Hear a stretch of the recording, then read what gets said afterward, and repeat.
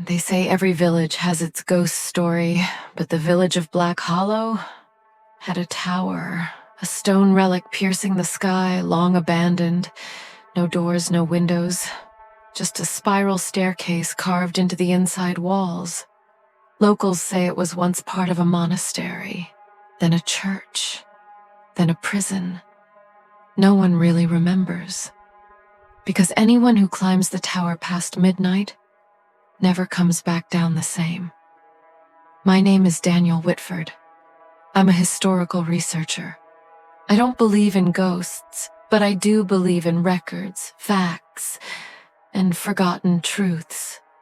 When I arrived in Black Hollow, the townspeople wouldn't speak to me about the tower. They just called it the Bell Spine, even though the bell hasn't rung in decades, until the night I arrived.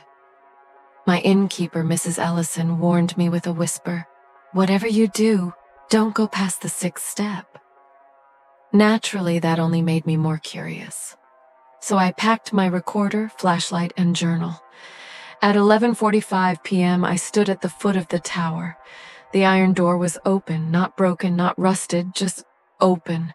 Inside, the air was colder than outside. Each step groaned like something ancient was shifting in the stones.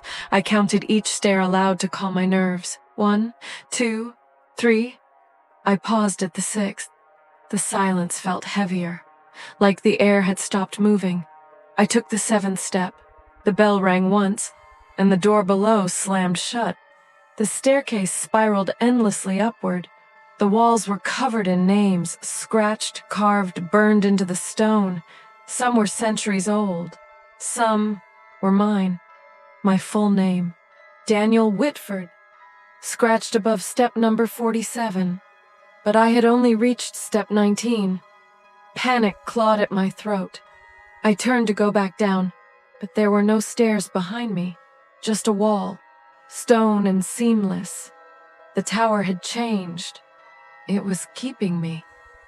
Further up, I found a door embedded in the stone. Heavy oak, iron lock. But as I touched it, it opened.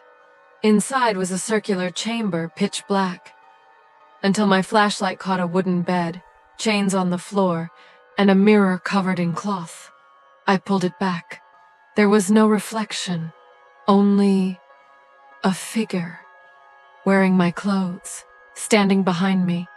But when I turned, no one was there.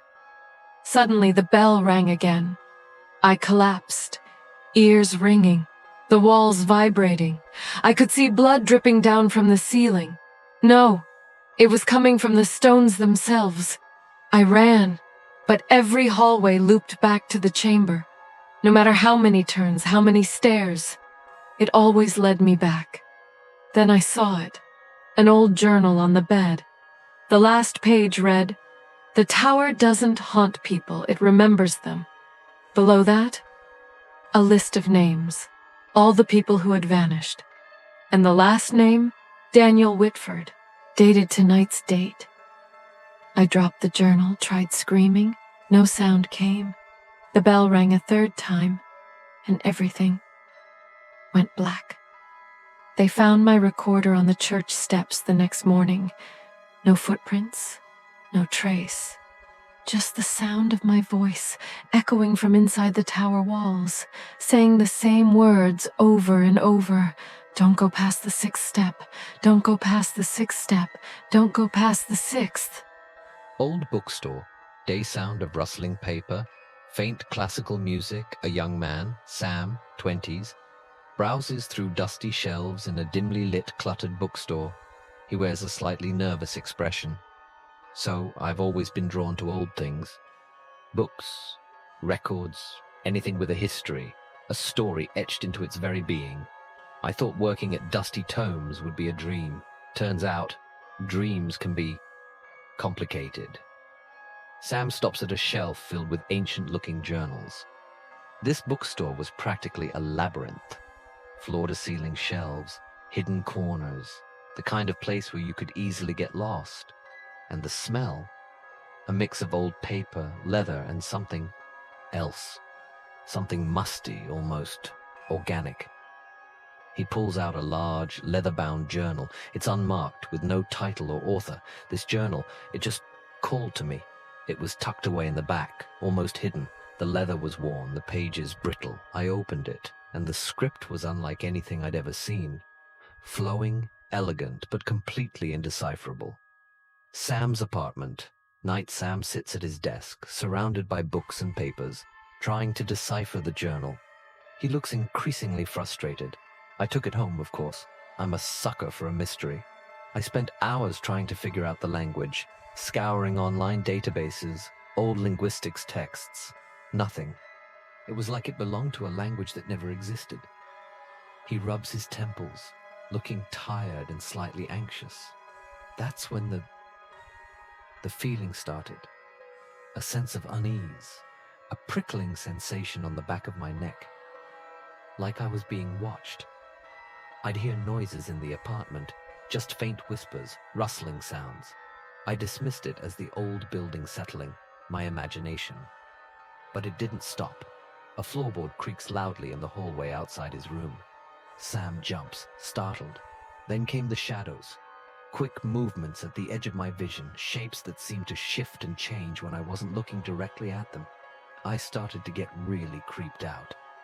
Sam picks up the journal, his hand trembling slightly. The journal, it felt like it was getting warmer, not hot, but alive. I started having nightmares. Vivid, disturbing dreams filled with those strange symbols, with figures moving in the dark, their faces obscured. He opens the journal again, staring at the indecipherable script. I should have returned it. I know that now. I should have left it in that dusty corner of the bookstore, but I was obsessed.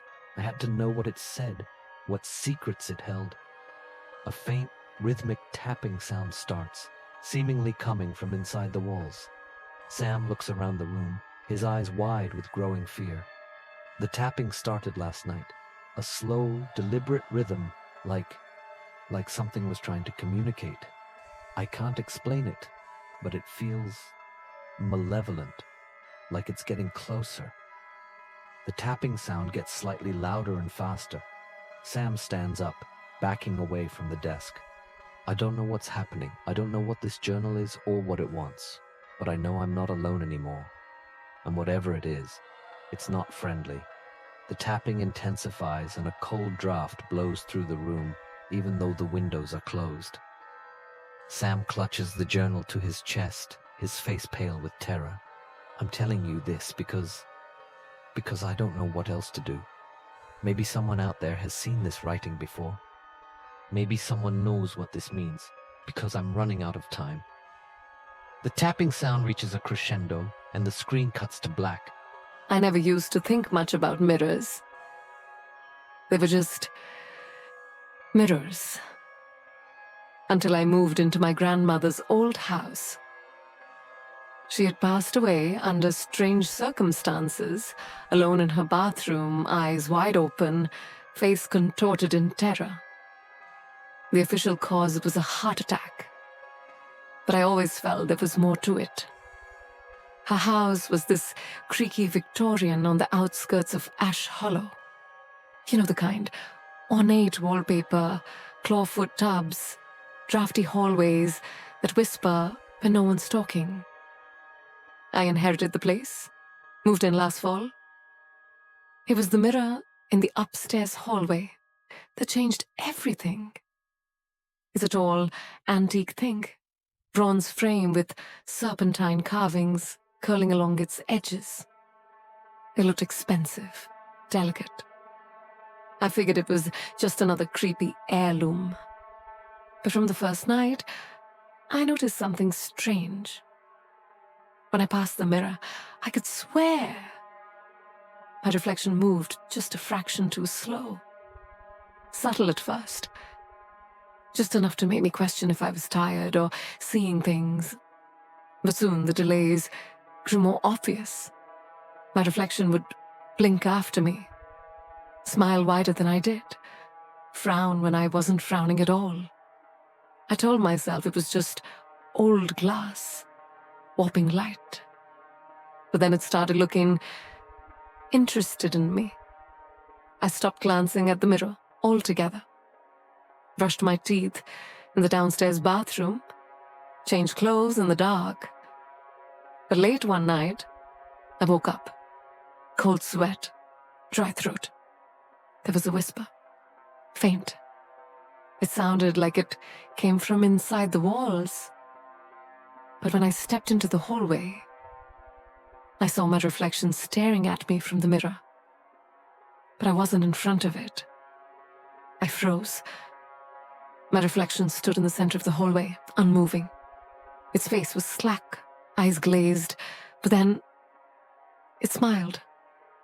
I stumbled back, flicked the hallway light on. The mirror was empty. Just a hallway. Just an old, drafty house.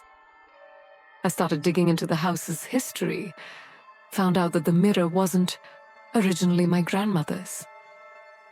It belonged to a Mary Whitlock, the woman who lived in the house before her, back in the early 1900s. Mary was a spiritualist, into seances, mirror scrying, all that occult stuff. She vanished mysteriously, last seen standing in front of the same mirror. Some say she walked into it, others say something came out. Either way, nobody was ever found. I began recording myself at night, set up my phone facing the mirror. The first few nights, nothing. But on the fourth night, around 3:17 a.m., my reflection stepped out of frame. It didn't follow me. It didn't mimic me. It just turned to face the camera and smiled, and then it raved. That video still sends shivers through my bones. I tried to destroy the mirror, took a hammer to it, but it didn't even crack. Tried fire, acid. The glass refused to burn or corrode. The more I tried, the angrier my reflection became. One night, it pressed its palm against the other side of the mirror. I could see the frost forming where its skin met the glass. And then it mouthed something. I didn't want to understand it, but I did. It said, "Let me out." I started sleeping downstairs, avoided mirrors altogether. But then I stopped seeing my reflection anywhere. Not in the bathroom, not in the microwave door, not even in puddles. It was like it had finally broken free and taken my place. That was 2 weeks ago. Now when I walk past strangers on the street, they don't look at me. Kids cry when I sit near them. Animals growl, sometimes run. My reflection lives in the world now, and I think I'm stuck in here. Please, if you're listening to this, don't trust your reflection. Not until you're absolutely sure it's still you.